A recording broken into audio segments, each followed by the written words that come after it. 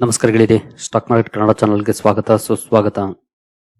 ಗೆಳೆಯರಿ, ವಿಡಿಯೋದಲ್ಲಿ ಒಂದು ಇಂಪಾರ್ಟೆಂಟ್ ಆಗಿರುವಂತಹ ಟಾಪಿಕ್ ನ ಬಗ್ಗೆ ತಿಳ್ಕೊಳ್ಳುವಂತ ಪ್ರಯತ್ನವನ್ನ ಮಾಡೋಣ. ಯಾಕಂದ್ರೆ ಯೂಶುವಲಿ ಈ ವಿಷಯದ ಮೇಲೆ ಪ್ರತಿದಿನ ಕೂಡ ಒಂದಲ್ಲ ಒಂದು ಕಮೆಂಟ್ ಗಳು ಬರ್ತಾನೆ ಇರುತ್ತೆ. ಹಾಗಾಗಿ ಮೇ ಬಿ ಇದು ಸರಿಯಾದ ಸಂದರ್ಭ ಅಂತ ನನ್ಗನ್ನಿಸ್ತು. ಹಾಗಾಗಿ ಈ ವಿಷಯನ ನಿಮ್ಮ ಮುಂದೆ ತರ್ತಾ ಇದ್ದೀನಿ. ಮೊದಲಿಗೆ ಡಿಸ್ಕ್ಲೇಮರ್ ಕೊಡ್ಲಿಕ್ಕೆ ಇಷ್ಟಪಡ್ತೀನಿ. ಇಲ್ಲಿ ಯಾವ್ದಾದ್ರು ಸ್ಟಾಕ್ ಅನ್ನ ಮೆನ್ಷನ್ ಮಾಡಿದ್ರೆ ಅದ್ಯಾವುದನ್ನು ಕೂಡ ನಾನು ರೆಕಮೆಂಡ್ ಮಾಡ್ತಿಲ್ಲ. ನೀವು ಫರ್ದರ್ ಸ್ಟಡಿ ಮೆಡಿಟೇಷನ್ ತಗೊಳ್ಬಹುದು. ಆಸ್ ಎ ಎಜುಕೇಶನಲ್ ಪರ್ಪಸ್ ನಾನು ವಿಡಿಯೋ ನಿಮ್ಮ ಮುಂದೆ ತರ್ತಾ ಇದ್ದೀನಿ. ಹಾಗೆ ಡಿಸ್ಕ್ರಿಪ್ಷನ್ ಅಲ್ಲಿ ಅಕೌಂಟ್ ಓಪನಿಂಗ್ ಲಿಂಕ್ ಇದೆ, ಅಕೌಂಟ್ ಅನ್ನು ಓಪನ್ ಮಾಡ್ಕೊಳ್ಬಹುದು. ಹೂಡಿಕೆಗೆ ಸಂಬಂಧಪಟ್ಟಂತೆ ನಿಮ್ಗೆ ಏನಾದ್ರು ಸಪೋರ್ಟ್ ಬೇಕು ಅಂದ್ರೆ ಈ ನಂಬರ್ ಗಳ ಮೂಲಕ ನಮ್ಮ ಟೀಮ್ ನ ಕಾಂಟ್ಯಾಕ್ಟ್ ಮಾಡಬಹುದು. ಇಲ್ಲಿ ಮೆನ್ಷನ್ ಮಾಡಿರುವಂತ ಎಲ್ಲ ಸರ್ವಿಸಸ್ ನಮ್ಮ ಮೂಲಕ ಸಿಗುತ್ತೆ. ಬಟ್ ಕಂಡೀಷನ್ ಒಂದೇ, ನಮ್ಮ ಮೂಲಕ ಅಕೌಂಟ್ ಓಪನ್ ಆಗಿರ್ಬೇಕು. ಹಾಗಾಗಿ ಅಕೌಂಟ್ ಓಪನ್ ಮಾಡ್ಕೊಂಡು ಕಾಂಟ್ಯಾಕ್ಟ್ ಮಾಡಬಹುದು. ಹಾಗಾದ್ರೆ ಇವತ್ತಿನ ಟಾಪಿಕ್ ಏನು, ಯಾವ ವಿಷಯದ ಬಗ್ಗೆ ಮಾತಾಡ್ತಿರೋದು, ಯಾವ ವಿಷಯದ ಬಗ್ಗೆ ಪ್ರಶ್ನೆಗಳು ಬರ್ತಾ ಇರ್ತವೆ ಅದನ್ನ ನೋಡೋದಾದ್ರೆ ತುಂಬಾ ಪ್ರಶ್ನೆಗಳು ಬರೋದೇನು ಅಂತಂದ್ರೆ, ನಾವು ಈಗ ಇನ್ವೆಸ್ಟ್ ಮಾಡಬಹುದಾ ಅಂತ. ಯಾಕಂದ್ರೆ ಮಾರ್ಕೆಟ್ ಕೂಡ ಲಾಸ್ಟ್ 3-4 ಟ್ರೇಡಿಂಗ್ ಸೆಷನ್ ಅಲ್ಲಿ ಒಳ್ಳೆ ಪರ್ಫಾರ್ಮೆನ್ಸ್ ಅನ್ನ ಮಾಡಿದೆ. ಇಂತಹ ಸಂದರ್ಭದಲ್ಲಿ ಸಾಕಷ್ಟು ಪ್ರಶ್ನೆಗಳು ಬರ್ತಿರುತ್ತೆ. ಕೆಲವರು ಕಮೆಂಟ್ ಸೆಕ್ಷನ್ ಅಲ್ಲಿ ತಿಳಿಸ್ತೀರಿ, ಕೆಲವರು ಮನಸ್ಸಲ್ಲೇ ಇಟ್ಕೊಂಡಿರಬಹುದು. ಈ ಪ್ರಶ್ನೆಗೆ ಉತ್ತರವನ್ನ ಕಂಡುಕೊಳ್ಳುವಂತ ಪ್ರಯತ್ನವನ್ನ ನಾವು ಈ ವಿಡಿಯೋದ ಮೂಲಕ ಮಾಡೋಣ. ಹಾಗೆ ಈ ಪ್ರಶ್ನೆ ಯಾಕೆ ಮೂಡುತ್ತೆ ಅಂತಂದ್ರೆ, ಮಾರ್ಕೆಟ್ ಆಲ್ಮೋಸ್ಟ್ 2 ವರ್ಷದಿಂದ ಅಂಡರ್ ಪರ್ಫಾರ್ಮೆನ್ಸ್ ಅನ್ನ ಮಾಡ್ತಾ ಇದೆ. ಅದಕ್ಕೆ ವೇರಿಯಸ್ ಕಾರಣಗಳಿದ್ದಾವೆ. ಮೊದಲಿಗೆ ಟ್ಯಾರಿಫ್ ಮಾರ್ಕೆಟ್ ನ ಬೆಳೆಸ್ತು, ನಂತರ ಮಿಡ್ಲ್ ಈಸ್ಟ್ ವಾರ್ ಟ್ಯಾರಿಫ್ ನ ಬೆಳೆಸ್ತು. ಇವತ್ತು ವಾರ್ಗೆ ಸಂಬಂಧಪಟ್ಟಂತೆ ಒಂದು ಸುದ್ದಿ ಬಂತು, ಮಾರ್ಕೆಟ್ ಒಳ್ಳೆ ರಿಕವರಿ ಕೂಡ ಆಯ್ತು. ಹಾಗಾಗಿ ಇಂತಹ ಸಂದರ್ಭದಲ್ಲಿ ಈ ಪ್ರಶ್ನೆಗಳು ಇನ್ನು ಜಾಸ್ತಿನೇ ಆಗುತ್ತವೆ. ಇದನ್ನ ನಾವು ನೋಡೋದಾದ್ರೆ ಮೊದಲಿಗೆ ಒಂದು ವಿಷಯನ ಕ್ಲಾರಿಫೈ ಮಾಡ್ಲಿಕ್ಕೆ ಬಯಸ್ತೀನಿ. ನೀವು ಸ್ಟಾಕ್ ಮಾರ್ಕೆಟ್ ಅಲ್ಲಿ ಇನ್ವೆಸ್ಟ್ ಮಾಡ್ತಿದ್ದೀರಿ ಅಂತಂದ್ರೆ ಇಲ್ಲಿ good time or bad time ಅಂತ ಇಲ್ಲ. ಇಲ್ಲಿ ಗುಡ್ ಪರ್ಫಾರ್ಮೆನ್ಸ್ ಅಥವಾ ಬ್ಯಾಡ್ ಪರ್ಫಾರ್ಮೆನ್ಸ್ ಇರ್ಬೋದು ಮಾರ್ಕೆಟ್ ಅಲ್ಲಿ, ಬಟ್ ಎಕ್ಸಾಕ್ಟ್ಲಿ ಇದೇ ಗುಡ್ ಟೈಮ್ ಅಥವಾ ಇದೇ ಬ್ಯಾಡ್ ಟೈಮ್ ಅಂತ ಯಾರು ಹೇಳಿಕ್ ಆಗೋದು ಇಲ್ಲ. ಅದು ಯಾವಾಗ ಬರುತ್ತೆ ಅನ್ನೋದು ಕೂಡ ಗೊತ್ತಾಗೋದಿಲ್ಲ. ಇದಕ್ಕೆ ಅಸ್ತ್ರ ಏನಪ್ಪಾ ಅಂತಂದ್ರೆ strategic allocation. Strategically market under performance ಅಥವಾ ಬೆಟರ್ ಪರ್ಫಾರ್ಮೆನ್ಸ್ ಮಾಡುವಾಗ ಸಿಚುಯೇಷನ್ ಅನ್ನ ನೋಡ್ಕೊಂಡು ನಾವು ಕೆಲವೊಂದು ಬದಲಾವಣೆಗಳನ್ನ ಮಾಡ್ಕೊಳ್ಬೇಕಾಗತ್ತೆ ಅಷ್ಟೇ. ಹೊರಗಡೆ ಏನ್ ಡೆವಲಪ್ಮೆಂಟ್ಸ್ ಆಗ್ತಾ ಇದೆ, ಮಾರ್ಕೆಟ್ಗೆ ಪಾಸಿಟಿವ್ ಆಗುವಂತ ಡೆವಲಪ್ಮೆಂಟ್ಸ್ ಆಗ್ತಿದ್ಯಾ, ನೆಗೆಟಿವ್ ಆಗುವಂತ ಡೆವಲಪ್ಮೆಂಟ್ಸ್ ಆಗ್ತಿದ್ಯಾ, ಇದನ್ನ ತಿಳ್ಕೊಂಡು ಸ್ಟ್ರಾಟಜಿಕಲಿ ಅಲೋಕೇಶನ್ ಮಾಡಿದ್ರೆ ನಮ್ಮ ಹೂಡಿಕೆಯನ್ನ ಮೇ ಬಿ ಅದು ಬೆಟರ್ ರಿಟರ್ನ್ಸ್ ಗೆ ಕಾರಣ ಆಗ್ಬೋದಾಗಿರುತ್ತೆ. ಅದನ್ನ ಬಿಟ್ಟು ಇದೇ ಎಕ್ಸಾಕ್ಟ್ ರೈಟ್ ಟೈಮ್, ಇದೇ ರಾಂಗ್ ಟೈಮ್ ಅಂತ ಖಂಡಿತ ಮಾರ್ಕೆಟ್ ಅಲ್ಲಿ ಹೇಳಿಕಂತೂ ಆಗೋದಿಲ್ಲ. ಇದಕ್ಕೆ ಬೆಸ್ಟ್ ಅಂತ ಅಂದ್ರೆ ಗ್ರಾಜುಯಲ್ ಆಗಿ ಹೂಡಿಕೆ ಮಾಡ್ತಾ ಹೋಗೋದು. ನಾನು ಲಾಸ್ಟ್ ವೀಕ್ ಈಗಾಗಲೇ ಇದಕ್ಕೆ ಸಂಬಂಧಪಟ್ಟಂತೆ ಒಂದು ಸಪರೇಟ್ ವಿಡಿಯೋನೇ ಕವರ್ ಮಾಡಿದ್ದೆ, 2026ರ ಬೆಸ್ಟ್ ಸ್ಟ್ರಾಟಜಿ ಅಂತ. ಆ ವಿಡಿಯೋ ಇನ್ ಕೇಸ್ ಇಲ್ಲಿವರೆಗೂ ನೋಡಿಲ್ಲ ಅಂದ್ರೆ ಒಂದ್ಸಲ ನೋಡಿ. ಏನ್ ಮಾಡ್ಬೇಕು ಅನ್ಸರ್ಟೈನ್ ಕಂಡೀಷನ್ ಅಲ್ಲಿ ಅಂತ ಅದರಲ್ಲಿ ಈಗಾಗಲೇ ಹೇಳಿದ್ದೀನಿ. ಹಾಗೆ ಈಗ ಯಾಕೆ ಈ ಪ್ರಶ್ನೆಗಳು ಬರುತ್ತೆ, ಎಸ್ಪೆಷಲಿ ಹೂಡಿಕೆ ಮಾಡೋ ವಿಚಾರಕ್ಕೆ, ಅದು ಗೊತ್ತಾಗ್ಬೇಕು ಅಂದ್ರೆ ಮಾರ್ಕೆಟ್ ನ ಇತ್ತೀಚಿನ ಪರ್ಫಾರ್ಮೆನ್ಸ್ ಅನ್ನ ನೋಡ್ಬೇಕಾಗುತ್ತೆ. ನಾವೀಗ ಇಲ್ಲಿ ಇವತ್ತಿನ ಪರ್ಫಾರ್ಮೆನ್ಸ್ ನೋಡ್ತಾ ಇದೀವಿ. ಆಕ್ಚುಲಿ ಇವತ್ತಿಂದಲ್ಲ 1 ಮಂತ್ ಪರ್ಫಾರ್ಮೆನ್ಸ್ ಅನ್ನು ನೋಡೋಣ. 1 ಮಂತ್ ಪರ್ಫಾರ್ಮೆನ್ಸ್ ಓಪನ್ ಮಾಡಿದ್ರೆ ಫ್ಲಾಟ್ ಪರ್ಫಾರ್ಮೆನ್ಸ್ ಇದೆ. ಆದ್ರೆ ಇಲ್ಲಿ ಮಾರ್ಚ್ 30ರ ಲೋ ಏನಿದೆ ಅಲ್ಲಿಂದ ನಾವು ಕ್ಯಾಲ್ಕುಲೇಟ್ ಮಾಡಿದ್ರೆ ನೋಡಬಹುದು ಮಾರ್ಕೆಟ್ ಅಲ್ಲಿ ಸ್ವಿಫ್ಟ್ ರಿಕವರಿ ಆಗಿದೆ. ಲಾಸ್ಟ್ 1 ವೀಕ್ ಅಲ್ಲಿ, ಈ ವಾರದಲ್ಲಿ ಹಲವು ರಜೆಗಳಿದ್ವು. ಇಲ್ಲಿವರೆಗೂ 5ರಿಂದ 6 ಟ್ರೇಡಿಂಗ್ ಸೆಷನ್ಸ್ ಆಗಿದೆ ಅಷ್ಟೇ. ಅಷ್ಟು ಸೆಷನ್ಸ್ ಅಲ್ಲೇ 7.5% ಇಂಡೆಕ್ಸ್ ಲೆವೆಲ್ ಅಲ್ಲಿ ರಿಕವರಿ ನೋಡ್ಲಿಕ್ಕೆ ಸಿಕ್ಕಿದೆ. ಇವನ್ ನಿಮ್ಮ ಪೋರ್ಟ್ಫೋಲಿಯೋಗಳಲ್ಲೂ ಕೂಡ ಇದರ ಎಕ್ಸ್ಪೀರಿಯನ್ಸ್ ಆಗಿರುತ್ತೆ. ನನ್ನ ಪೋರ್ಟ್ಫೋಲಿಯೋ ಕೂಡ ಅಷ್ಟೇ ಆಲ್ಮೋಸ್ಟ್ ರಿಕವರ್ ಆಗ್ಬಿಟ್ಟಿದೆ. ಏನು ಕಳೆದ 2-3 ತಿಂಗಳಲ್ಲಿ, ಅಂದ್ರೆ ಎಸ್ಪೆಷಲಿ ಯುದ್ಧ ಶುರುವಾದ್ಮೇಲೆ ಮಾರ್ಕೆಟ್ ಬಿದ್ದಿತ್ತು. 6 ಮಂತ್ಸ್ ಓಪನ್ ಮಾಡಿದ್ರೆ ನಮಗೆ ಗೊತ್ತಾಗುತ್ತೆ. ಇಲ್ಲಿಂದ ಏನ್ ಮಾರ್ಕೆಟ್ ಬಿತ್ತು ನೀವು ಇಲ್ಲಿ ನೋಡಬಹುದು, ಅರೌಂಡ್ 13-14%. ಅದ್ರಲ್ಲಿ ಅರ್ಧಕ್ಕಿಂತ ಜಾಸ್ತಿ ರಿಕವರ್ ಆಗ್ಬಿಟ್ಟಿದೆ. ಅಂದ್ರೆ ಪೋರ್ಟ್ಫೋಲಿಯೋ ಲೆವೆಲ್ ಅಲ್ಲಿ ನಾನು ಹೇಳ್ತಾ ಇರೋದು. ಇಂಡೆಕ್ಸ್ ಲೆವೆಲ್ ಅಲ್ಲಿ ಪೂರ್ತಿ ರಿಕವರ್ ಆಗದೆ ಇರಬಹುದು, ಬಟ್ ಪೋರ್ಟ್ಫೋಲಿಯೋ ಲೆವೆಲ್ ಅಲ್ಲಿ ನನ್ನ ಪೋರ್ಟ್ಫೋಲಿಯೋ ಅಂತೂ ಆಗಿದೆ. ಹಾಗೆ ಇಂಡೆಕ್ಸ್ ಲೆವೆಲ್ ಅಲ್ಲಿ ನೋಡಿದ್ರು ಕೂಡ ಆಲ್ಮೋಸ್ಟ್ ಫೆಬ್ರವರಿ 10ನೇ ತಾರೀಕು ಏನಿತ್ತು ಮಾರ್ಕೆಟ್, ಅವಾಗ ಇನ್ನು ಯುದ್ಧ ಶುರುವಾಗಿರ್ಲಿಲ್ಲ. ಫೆಬ್ರವರಿ 28ಕ್ಕೆ ಶುರುವಾಗಿದ್ದು. ಇಲ್ಲಿದೆ ನೋಡಬಹುದು. ಫೆಬ್ರವರಿ 28ರಿಂದ ಇಲ್ಲಿವರೆಗೂ ಕಂಪೇರ್ ಮಾಡಿದ್ರೆ ನೋಡಬಹುದು ಅರೌಂಡ್ 6% ಇದೆ. ಅಂದ್ರೆ ಮೋರ್ ದನ್ 12% ಆಗಿತ್ತು ಯುದ್ಧ ಶುರುವಾದ್ಮೇಲೆ, ಈಗ ಅರೌಂಡ್ 6% ಇದೆ. ಅಂದ್ರೆ 50% ರಿಕವರ್ ಆಗ್ಬಿಟ್ಟಿದೆ ಅಲ್ಲಿಂದ. ಏನು ಯುದ್ಧ ಶುರುವಾದ್ಮೇಲೆ ಮಾರ್ಕೆಟ್ ಬಿದ್ದಿತ್ತು ಅದು.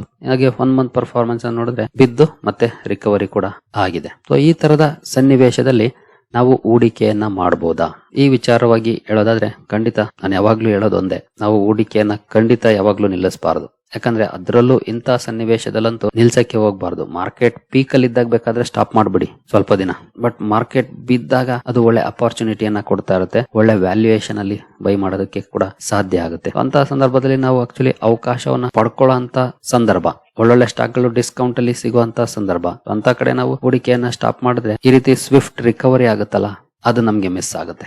ಇದಕ್ಕೆ ಹೇಳೋದು ಮಾರ್ಕೆಟ್ ಅಲ್ಲಿ ರಿಕವರಿ ಯಾವಾಗ ಬೇಕಾದ್ರೂ ಬರ್ಬೋದು. ಇನ್ವೆಸ್ಟೆಡ್ ಆಗಿರೋದು ಬಹಳ ಇಂಪಾರ್ಟೆಂಟ್ ಆಗುತ್ತೆ.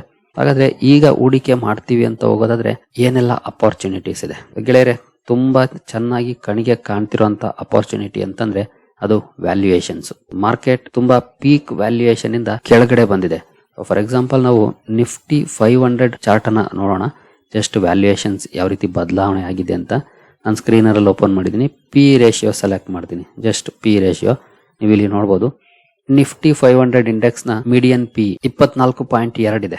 ಬಟ್ ಇಂಡೆಕ್ಸ್ ಪಿ ಈಗಿರೋದು 22. ಎಲ್ಲಿದೆ ನೋಡಬಹುದು 22. ಮೀಡಿಯನ್ ಪಿ ಇರೋದು 24.2. ಮೀಡಿಯನ್ ಪಿ ಗಿಂತ ಕಡಿಮೆ ವ್ಯಾಲ್ಯೂಯೇಷನ್ ಅಲ್ಲಿ ಇದೆ ನಿಫ್ಟಿ 500 ಇಂಡೆಕ್ಸ್. ಅಂದ್ರೆ ಇಲ್ಲಿ ಎಲ್ಲಾ ಶೇರುಗಳು ಬಂದ್ಬಿಡುತ್ತೆ. ನಿಫ್ಟಿ 50 ಅಲ್ಲಿ ಇರುವಂತವು ಬರ್ತವೆ. ಮಿಡ್ ಕ್ಯಾಪ್, ಸ್ಮಾಲ್ ಕ್ಯಾಪ್ ಎಲ್ಲಾನು ಕೂಡ ಇನ್ಕ್ಲೂಡ್ ಆಗಿರುತ್ತೆ. ಇನ್ ಕೇಸ್ ನಾವು 5 ಇಯರ್ಸ್ ಓಪನ್ ಮಾಡಿದ್ರೆ ಸೇಮ್ ಇದೆ. 5 ಇಯರ್ಸ್ ಅಲ್ಲೂ ಕೂಡ ನೋಡಬಹುದು. ಸೊ ಇದು ಕ್ಲಿಯರ್ ಆಗಿ ತೋರಿಸ್ತಿದೆ ಒಳ್ಳೆ ವ್ಯಾಲ್ಯೂಯೇಷನ್ ಅಲ್ಲಿ ನಮ್ಮ ಮಾರ್ಕೆಟ್ ಇದೆ ಅಂತ. ಖಂಡಿತ ನಾವು ಹೂಡಿಕೆ ಮಾಡುವಾಗ ಇಂಡಿವಿಜುವಲ್ ಸ್ಟಾಕ್ ಗಳಲ್ಲೂ ಕೂಡ ವ್ಯಾಲ್ಯೂಯೇಷನ್ ನೋಡ್ಬೇಕಾಗುತ್ತೆ. ಬಟ್ ವ್ಯಾಲ್ಯೂಯೇಷನ್ ಒಂದೇ ಮ್ಯಾಟರ್ ಆಗುತ್ತಾ?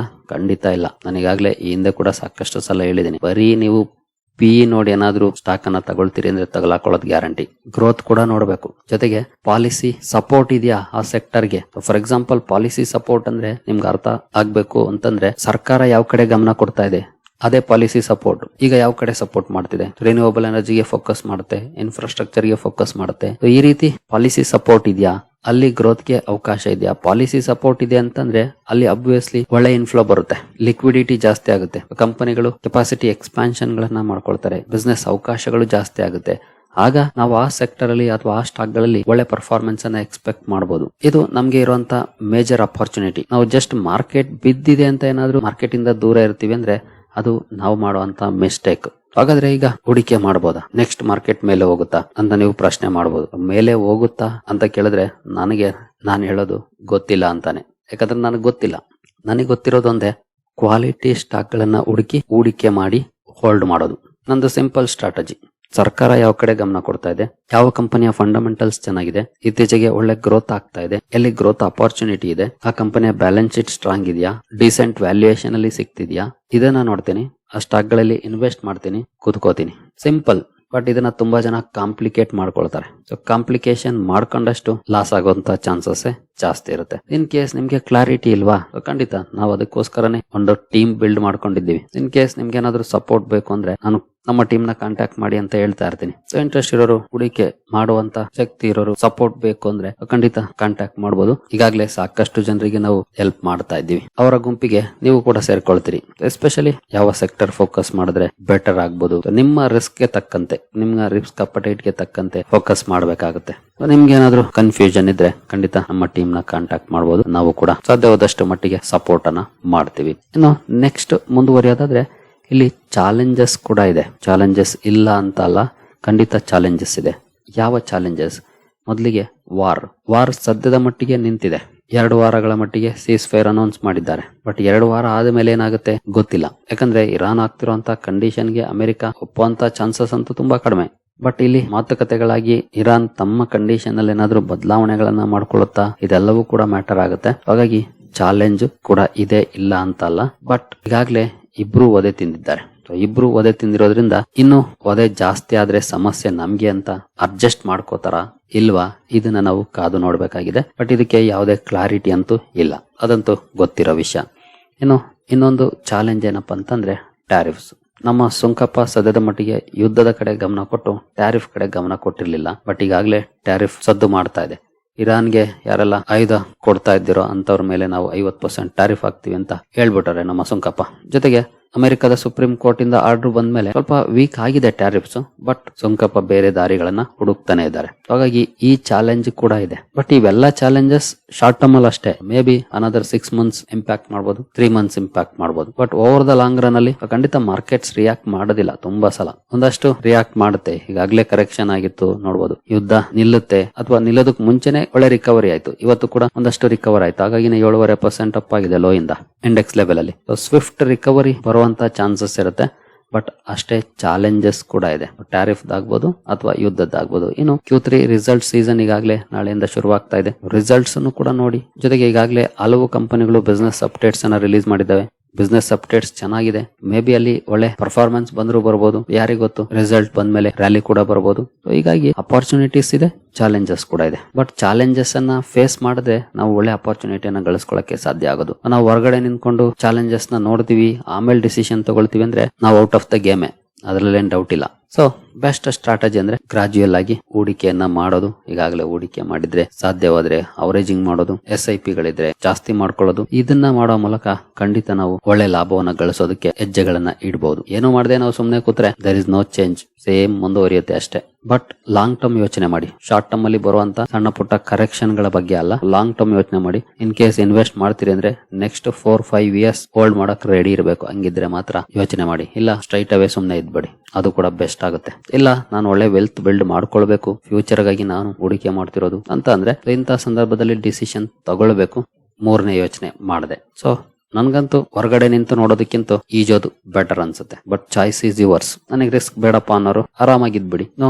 ಟ್ರೈ ಮಾಡೋಣ, ರಿಸ್ಕ್ ತಗೊಳ್ಳೋಣ. ರಿಸ್ಕ್ ಆಯ್ತೋ ಇಷ್ಕೈ ಡೈಲಾಗ್ ನೆನಪಿಸ್ಕೊಂಡು ಮಾಡೋ ಅಂತಾರು ಯೋಚನೆ ಮಾಡ್ಬೋದು. ಇಲ್ವಾ SIP ಮಾಡಕ್ಕೆ ಹೋಗ್ತಿದ್ದೀರಾ, ಮಾಡ್ಕೊಂಡು ಹೋಗ್ಬೋದು. ಅಪರ್ಚುನಿಟೀಸ್ ಅಂತೂ ಇದೆ ಮಾರ್ಕೆಟ್ ಅಲ್ಲಿ, ಅದಕ್ಕೇನು ಕೊರತೆಗಳಿಲ್ಲ. So think twice and decide. In case ಏನಾದ್ರು ನಿಮ್ಗೆ ಸಪೋರ್ಟ್ ಬೇಕು ಅಂದ್ರೆ ನಮ್ಮ ಟೀಮ್ ನ ಕಾಂಟ್ಯಾಕ್ಟ್ ಮಾಡಬಹುದು. ಖಂಡಿತ ನಾವು ಸಾಧ್ಯವಾದಷ್ಟು ಜನರಿಗೆ ಒಂದಷ್ಟು ಕ್ಲಾರಿಟಿ ತರುವಂತ ಪ್ರಯತ್ನವನ್ನಂತೂ ಮಾಡ್ತೀವಿ. ಸರಿ ಗೆಳೆಯರೆ, ಈ ವಿಡಿಯೋ ನಿಮಗೆ ಇಷ್ಟ ಆಗಿದೆ ಅಂದ್ಕೊಳ್ತೀನಿ. ಹಾಗೆ ಡಿಸ್ಕ್ರಿಪ್ಷನ್ ಅಲ್ಲಿ ಅಕೌಂಟ್ ಓಪನಿಂಗ್ ಲಿಂಕ್ ಇದೆ, ಅಕೌಂಟ್ ಅನ್ನು ಓಪನ್ ಮಾಡ್ಕೊಳ್ಬಹುದು. ಹಾಗೆ ನಮ್ಮ ಸರ್ವಿಸ್ ಸಿಗಬೇಕು ಅಂದ್ರೆ ಅಕೌಂಟ್ ಇರಬೇಕು, ಅದು ಗೊತ್ತಿರಲಿ. ಅಕೌಂಟ್ ಓಪನ್ ಮಾಡ್ಕೊಂಡು ಕಾಂಟ್ಯಾಕ್ಟ್ ಮಾಡಬಹುದು. ಮುಂದಿನ ವಿಡಿಯೋದಲ್ಲಿ ಸಿಗೋಣ. ಅಲ್ಲಿವರೆಗೂ ಜೈ ಹಿಂದ್, ಜೈ ಕರ್ನಾಟಕ.